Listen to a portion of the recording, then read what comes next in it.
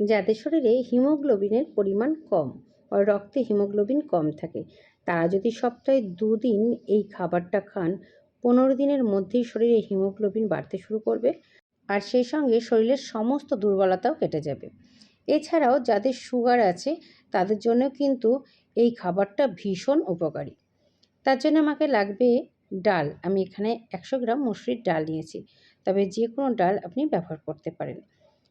ডাল খুব ভালো করে ধুয়ে নিতে হবে। ডালে একটা পাউডার থাকে, তাই যতক্ষণ এই পাউডারটা বার হবে 4 থেকে 5 বার রোলে রোলে জল পাল্টে পাল্টে ধুয়ে নিতে হবে। ডালটা খুব ভালো করে ধুয়ে নিয়ে আমি একটা প্রেসার কুকারের মধ্যে ডালটা নিয়ে নেব।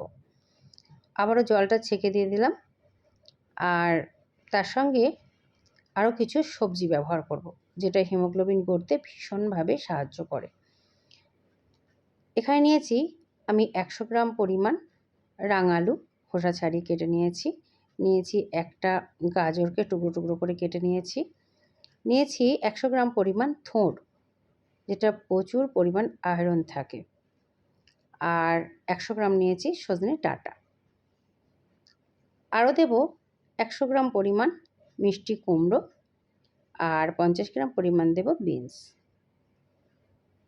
আর এই প্রত্যেকটা সবজি কিন্তু আমাদের শরীরের হিমোগ্লোবিন গড়তে ভীষণভাবে সাহায্য করে।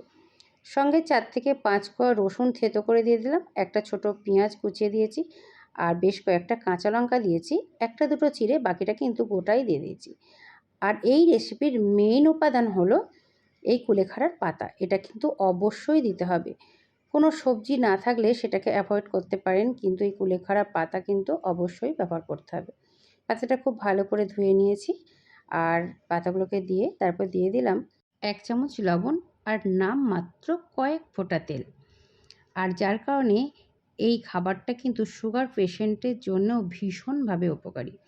2 গ্লাস জল দিয়ে দিয়েছি, আর ঢাকা দিয়ে একটা সিটি দিয়ে নামিয়ে নেব। যতক্ষণ না স্টিম আউট হচ্ছে ততক্ষণ কিন্তু রেখে দিতে হবে।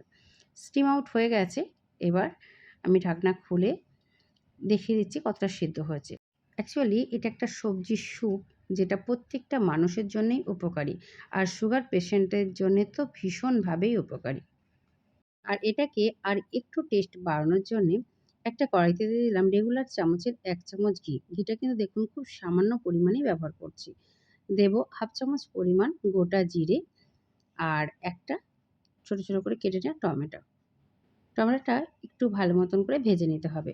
নেড়ে চেড়ে বেশ ভাজা ভাজা হবে, তখন দিয়ে দেব সিদ্ধ করে রাখা সবজি সহ এই ডালটা, আর তার সঙ্গে 1 কাপ মতন জল দিয়ে দিলাম। দিয়ে নেড়ে চেড়ে খুব ভালো মতন করে মিশিয়ে নেব। আর এই রকমই বিভিন্ন রকম ইনফরমেটিভ ভিডিও পাওয়ার জন্যে বেল আইকন সহ চ্যানেলটা সাবস্ক্রাইব করে আমার সঙ্গেই থাকবেন। আর যদি রেসিপিগুলো ফেসবুক থেকে দেখেন, অবশ্যই ফেসবুক পেজ ফলো করে সঙ্গে থাকবেন। আর সেই সঙ্গে রেসিপিগুলো কেমন লাগলো তা জানাতে ভুলবেন না। ভালো লাগলে লাইক আর শেয়ার করে দেবেন।